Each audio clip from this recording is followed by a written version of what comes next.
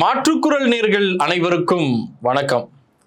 தாவேகா கட்சியினுடைய 2வது மாநில மாநாடு மதுரையில் நடக்கு. இந்த மாநாட்டினுடைய மேடைக்கு மேல அண்ணா, எம்ஜிஆர் நடுவுல விஜய் அவர்களுடைய அந்த கட் அவுட்டோட வரலாறு திரும்புகிறது அப்படிங்கக்கூடிய ஒரு கட் அவுட் வச்சிருக்கிறாங்க.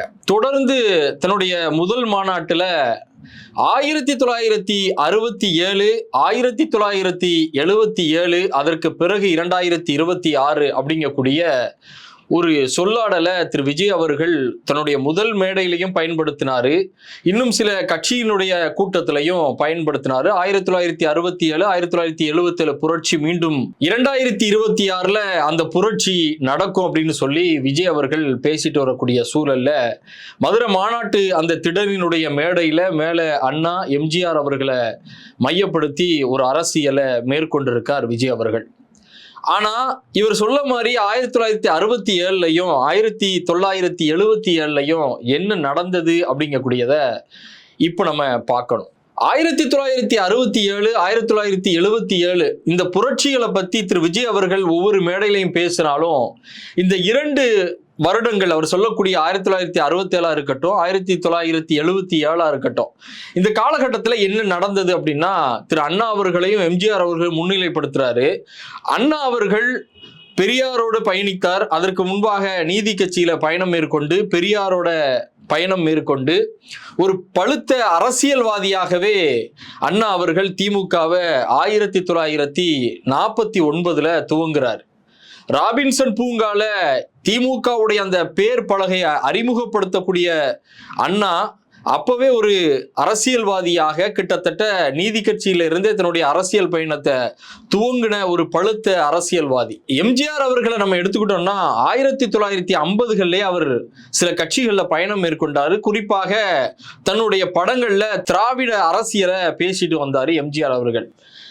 பிறகு 1962 சட்டசபையினுடைய மேலவை உறுப்பினராக ஆகி அதற்கு பிறகு நடந்த தேர்தலில் ராமாபுரம் தொகுதியில போட்டியிட்டு வெற்றி அடைஞ்சு எம்எல்ஏவாக, திமுகவுடைய எம்எல்ஏவாக அவர் சட்டசபைக்குள்ளேயும் நுழைஞ்சாரு. அதற்கு பிறகுதான் அண்ணா அவர்களுடைய மறைவுக்கு பிறகு கலைஞர் மீது உள்ள ஒரு பகையின் காரணமாக எம்ஜிஆர் அவர்கள் 1972 கட்சி ஆரம்பிக்கிறாரு.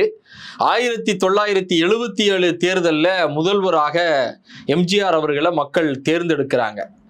இந்த காலகட்டத்தில் எம்ஜிஆர் அவர்கள் 1972 கட்சி ஆரம்பிச்ச சில மாதங்களுக்கு பிறகு திண்டுக்கல்ல நாடாளுமன்றத்தினுடைய இடைத்தேர்தல் நடக்கக்கூடிய நேரத்தில் அங்க கம்யூனிஸ்ட் கட்சியினுடைய வேட்பாளரை வாபஸ் பெற வச்சு அங்க அதிமுக வெற்றி அடைகிறாங்க. இந்த ஒரு அரசியல் நுணுக்கத்தை எம்ஜிஆர் அவர்கள் கற்றுக்கொண்டு எதிர்கட்சியாக இருந்தாலும் கூட கம்யூனிஸ்டை அங்க வாபஸ் பெற வைத்து அங்க வெற்றி அடைகிறாரு.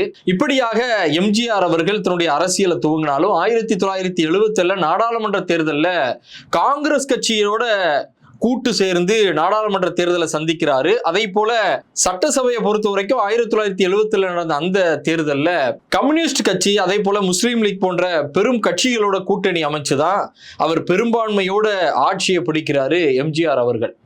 ஆனா தன்னுடைய முதல் மேடையிலேயே விஜய் அவர்கள் ஆட்சியிலும் பங்கு, அதிகாரத்தில் பங்கு அப்படின்னு சொல்லக்கூடிய இந்த நேரத்தில் இதுவரைக்கும் கூட்டணி அப்படிங்கக்கூடிய எந்த ஒரு கட்சியுமே விஜய் கிட்ட போய் பேசல. அண்ணாவை நம்ம எடுத்துக்கிட்டோம் அப்படின்னு சொன்னா கட்சியாரம் முடிச்ச உடனே அவர் முதல்வர் கனவோட வராட்டலும் கூட 1952 தேர்தலை புறக்கணிக்றார் அண்ணா அவர்கள். அதற்கு பிறகு நடந்த தேர்தலில் 50 சட்டமன்ற உறுப்பினர்கள் வர்றாங்க. அதற்கு பிறகுதான் 1967 காங்கிரஸ் கட்சியினுடைய எதிர்வாக்குகள் ஒரே அணியில இருக்கணும் அப்படிங்கறதுக்காக குறிப்பாக ராஜாஜி போன்றவர்கள் கூட திமுகவுடைய கூட்டணியில இணைத்து கொண்ட அண்ணா அவர்கள் காங்கிரசுக்கு எதிராக அந்த தேர்தலை சந்திச்சு இந்திய அளவுலேயே முதன்முறையாக ஒரு மாநில கட்சி ஆட்சியை பிடிக்கிறாங்க. அப்படின்னா அண்ணாவினுடைய அந்த தேர்தல் வியூகத்தையும் நம்ம இங்க பார்க்கணும். எம்ஜிஆர் அவர்களுடைய தேர்தல் வியூகத்தையும் நம்ம அங்க பார்க்கணும். எம்ஜிஆர் அவர்களுடைய அந்த தேர்தல் வியூகத்தையுமே நம்ம அவர் கட்சி ஆரம்பிச்சதுல அதுல இருந்து 6 மாதத்திற்கு பிறகு நடந்த அந்த நாடாளுமன்ற இடைத்தேர்தலா இருக்கட்டும், அதே போல 1977 நடந்த நாடாளுமன்ற தேர்தல், சட்டமன்ற தேர்தல், இந்த 2 தேர்தலாக இருக்கட்டும், இதுல அவர் தேர்தல் வியூகம் வகிச்ச அந்த வியூகத்தையும் நம்ம பார்க்கணும். ஆனா விஜய் கிட்ட இதுவரைக்கும் எந்த ஒரு அரசியல் கட்சியும் கூட்டணிக்காக போகல.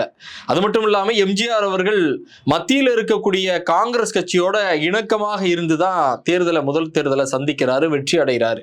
அதே போல அண்ணா அவர்கள் மத்தியில் இருந்த காங்கிரஸை கடுமையாக எதிர்க்கிறார். அந்த நேரத்துல வறுமையில இருந்த அந்த மக்கள்கிட்ட தேர்தல் வாக்குறுதியையும் அண்ணா கொடுக்கிறார். என்ன அப்படின்னு சொன்னா, ஒரு படி நிச்சயம் 3 படி லட்சியம் அப்படிங்கக்கூடிய ஒரு வாக்குறுதியையும் அண்ணா அவர்கள் கொடுத்தாரு. அந்த வாக்குறுதியின் அடிப்படையில அத்துணை மக்களும் திமுகவுக்கு வாக்களிச்சாங்க. திமுகவுக்கு வாக்களிச்சு திமுக ஆட்சியை பிடிக்கிறது 1967. இப்படியாக தேர்தல் வியூகமா இருக்கட்டும், அதே போல கூட்டணி வியூகங்களா இருக்கட்டும், இதுல அண்ணா அவர்கள் அதே போல எம்ஜிஆர் அவர்கள் மேற்கொண்ட அந்த வியூகம் என்பது இன்னைக்கு விஜய் கிட்ட இருக்கா அப்படிங்கக்கூடிய ஒரு பெரிய கேள்வியும் மக்கள் மத்தியிலையும் சரி, அதே போல அரசியல் விமர்சனம் செய்யக்கூடியவர்கள் மத்தியிலையும் சரி ஒரு விமர்சனம் எழுந்திருக்கு. 2வது மாநாடு மதுரையில நடக்கக்கூடிய இந்த சூழல்ல அவர் இதற்கு பிறகு தேர்தல் வியூகத்தை எப்படி அமைப்பார் என்பதை நம்ம பொறுத்திருந்து பார்ப்போம்.